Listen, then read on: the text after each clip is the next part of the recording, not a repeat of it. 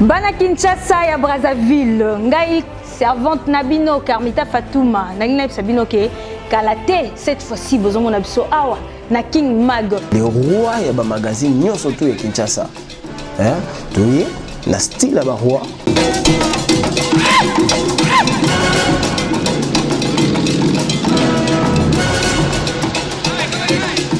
À partir il y a le 27 novembre 2017 na ba écran na bino bozozwa siko King Mag systématique mbutu yo koka na King Mag bozozwa bokondi domination et victoire. Ba information générale, actualité, il y a politique, économie, actualité sportive, actualité culturelle, nyonso awa na King Mag.